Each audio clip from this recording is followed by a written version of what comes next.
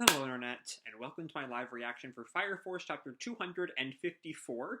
I completely missed this chapter coming out, so I'm a little bit late. Props to So Jammy for telling me it was out. Thanks, man. Thank you. Anyway, when we last left our heroes, we kind of checked in on the state of Tokyo outside of Company 8. We got a little bit of time with Company 8 as they all just kind of acknowledged that the world was ending. But really, we saw companies one and 4 primarily starting to attempt an evacuation. It's really hard to evacuate when the entire world is ending, but they're trying their best. Meanwhile, we spent some more time with the pillars a little bit as Haumea kind of monologued about how just sit back and enjoy the end of the world. It was very narrator-esque of her, so maybe there's something there. But then we see a fire soldier's doppelganger shows up and kills him. And that's kind of the moment that we leave last chapter on. So yeah, all that being said, let's jump right on into chapter 254, The Whereabouts of Hope. And our picture here is of Joker, who has been... Where has Joker been? I think last we saw him was still in Asakusa, right before the final pillar happened, or sometime in that kind of area, I think. The trump card who plays his own game, the Joker. Okay, hopefully maybe we'll be getting Joker this chapter. So yeah, actually, right here, we open with Joker, who is standing on like a pole. Like I think there's a street lamp, actually, maybe. As these like fire twisters are like roaring around him. The world is wreathed in flames. What is Joker doing in the meantime? And Joker just says, "World's burning. So this is despair? I see it now, Burns. Through your eye, I can see Adola. I see the rules of the world. There's only one man who can rouse up the people." Okay, is that referring to Shinra? Given the kind of hero template that the history arc kind of put on to Shinra. Also, the reminder of Burns, it could just be, Joker and Burns have all that history together. It might also be a way to prep us for Burns' doppelganger coming back. We'll see, though. And then we cut to Haumea. Not Haumea, Hibana. Cut to Hibana. What the hell is that giant eyeball in the sky? Is anybody else seeing this? And then one of her conehead scientists tells her, "Captain Hibana, the situation you've been researching has been flaring up in the 5th, too." What? Doppelgangers. Oh, okay. For a second there, I was like, the situation you've been researching. For some reason, I was kind of thinking about the eyeball in that, but no, she's been studying doppelgangers for like 100 chapters now. Duh. I'm stupid. Anyway, so yeah, now Hibana's kind of aware of what we saw last week with the Company 4 guy. Fifth Angels 3, we need your assistance. The world is ending. And just then, we see a doppelganger of one of the angels. Well then, how about I step in? And we see the angel in question just stares at her doppelganger, and we hear her scream, "Wah! Ah!" as she is presumably killed. Given what we saw the last doppelganger do, I think it's safe to say that she's dead. And then we see even more of the firestorms. Maki's line here reminded me that they do have an official name that I just blanked on. And Maki watches them.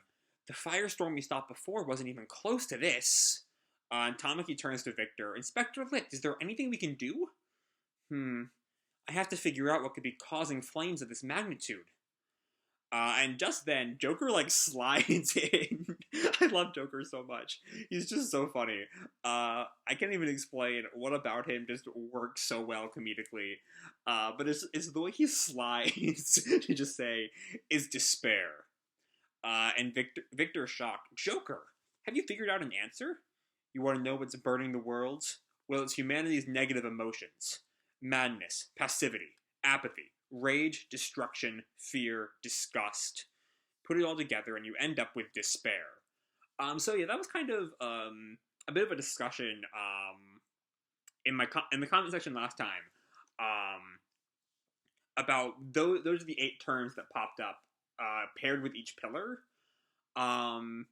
And I'm still not really convinced that they're meant to represent each pillar, especially because Iris's despair does not click for me. Um, but it looks like here those are just. It feels like that is just the negative emotions in question, or maybe the emotions they were brought to feeling. As Helmea mentioned in the last chapter, they were kind of experiencing all the negative emotions that she was feeling, that she has felt her entire life. Each of them impacted by a specific one.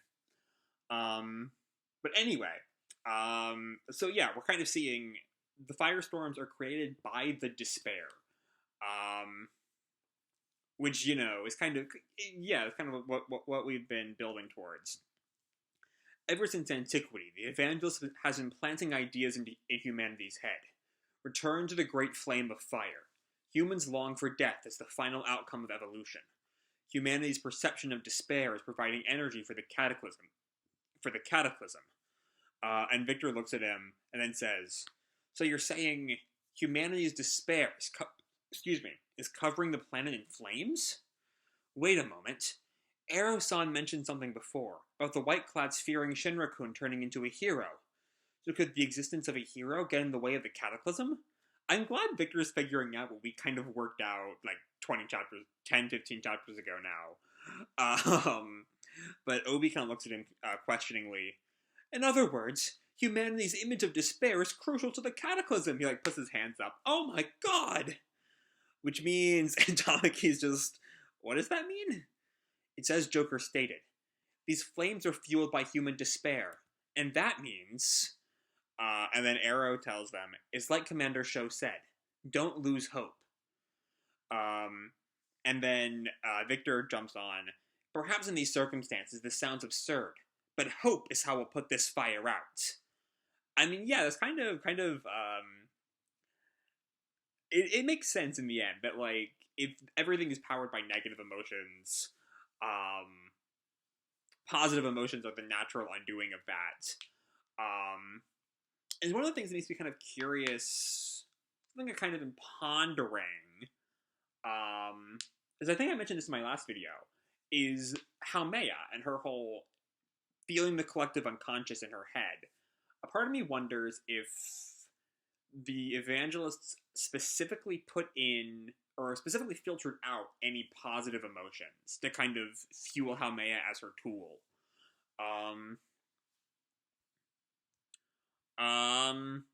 But yeah, I don't know. I kind of lost my train of thought there. don't know what I was going on about right now. Anyway, but hope I'll put this fire out. So yeah, I feel like on the one hand, mainly because I didn't click on the actual post, but I saw a Reddit post titled about is 254 leading into a really generic ending. And I feel like, hope is the answer could be played for generic ending. But I also feel like that's just very much the route the series has been.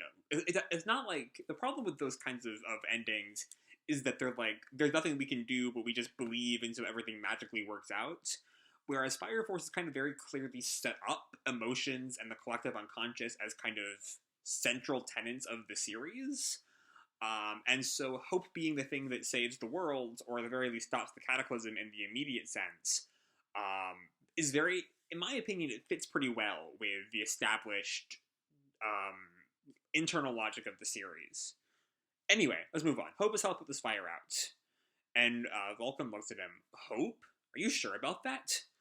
Talking about such fantasy-like concepts is difficult for a scientist like me, but if we look at our world from the perspective of those of the past age, you'd think it were an elaborate fantasy, wouldn't you? Hold on. Did Shinra tell Victor about what he saw of the past at any point? I mean, if he did, it was certainly off screen. But I don't know how much Victor knows about the past age. Maybe it's just the concept of flame manipulation. Like, the people here at least know that flame manipulation and or infernals or any of that stuff was not a thing in the past. So maybe he's just talking about that. That makes more sense.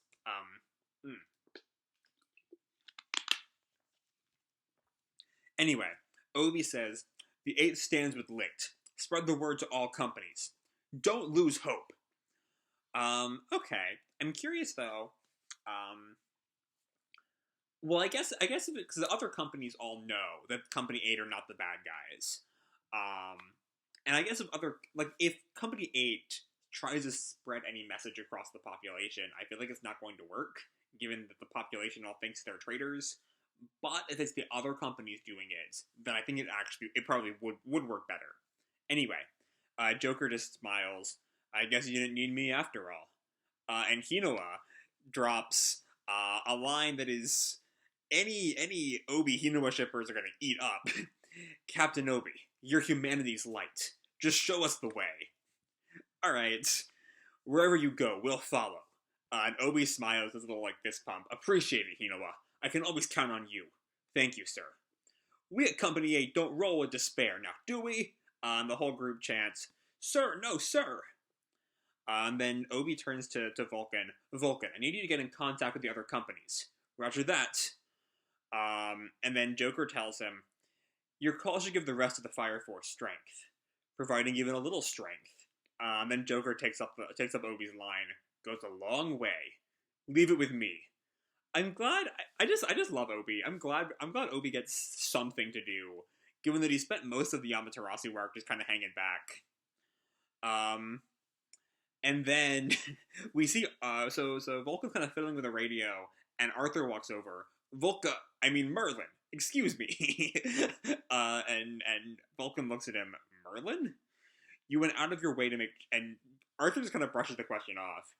You went out of your way to make true Excalibur for me, but with my power as it is, I was nothing but a disappointment for Dragon. And Vulcan kind of watches as Arthur kind of lays bare his own failures. I've never felt so frustrated.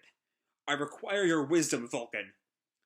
I'm curious if the fact that he had just set up Vulcan as Merlin and then immediately drops it kind of signifies some kind of dropping of the night fantasy? That maybe Arthur doesn't need the night fantasy? I might be grasping at straws there, but something I'm going to be looking at for the rest of this scene. And then Vulcan tells him, I'll do anything you need. Just tell me what to do. Join my side. We must venture to the promised land of the Eighth. Yeah, I was wrong about that. That idea lasted less than a page. If he's talking about promised lands, that's still old Arthur. But just then, I think this is Dragon, who was blasted into space by the reflected Charon attack. This must be outer space. I'm a long way away from Earth. I don't even feel like going back. Will I just drift away like this? Maybe I'll float into the sky and become a star. Wouldn't it be so bad? Wait, what? Nothing matters. And he floats right by our friend the Solar Moon. And then he thinks back to Arthur, staring at him with such intensity. Boy, those eyes. How do you look at a dragon like me and not feel despair? And then, Dragon, thinking back to Arthur, decides to come back to Earth. It's too early for humanity to despair, friend and foe alike. Hold on to hope for the sake of our world and our future. To be continued in chapter 255, The Seventh Pillar. Alright, so it looks like next time we're finally going to find out any kind of substantive information about Sumire. Who is very much just sort of a blank slate so far. Anyway, I really enjoyed this chapter. It wasn't really a favorite of mine, even though just getting to see Joker back is great. I love Joker so much. He's such a loser, and he's so cool at the same time. Nothing Joker's ever done will ever outweigh the sheer lame coolness of him and Victor standing in front of their sewer grate, declaring themselves anti-heroes without a hint of irony. Every time I see Joker, I just flash back to that moment. But anyway, focus on the chapter at hand. Anyway, Joker is really just kind of here to like give Victor the last bit of information he needs to kind of piece together the whole puzzle. that all of this is fueled by despair, by the negative emotions that the White Clouds have been talking about the whole time. I'll have to look back at the individual conversations that Company 8 has with the White Clads to see if that's information that the White Clads that he could have worked out from his conversations with the White Clads, or if the information we have to have worked this out already is just stuff the White Clads said to each other. I'm not entirely sure. If the narrative kind of putting Victor as being really kind of dumb by not having figured this out already is what I'm kind of getting at. Or if the only reason we know it is because we have a sort of inside look into watching the White Clads. Hope that all made sense. It made sense to me, and that's all I can prove. And so we kind of have the basic idea of, don't lose hope. Though, given this current situation of the populace with, firestorms everywhere, the world burning to a star, doppelgangers showing up and killing their original forms, it's going to be kind of hard to instill hope. So I imagine hope, and I can imagine if Arthur stands victorious over Dragon, that could become like a flashpoint of hope for seeing one of the strongest members of the White Clad fall could raise hope. Maybe, the rest of the population doesn't really know about dragons, so maybe that wouldn't work, but it's an idea. Anyway, after that, we get some Dragon and Arthur as they set up for their third round. As Arthur, hopefully he'll wait until after Vulcan is done with the very important hope mission he has.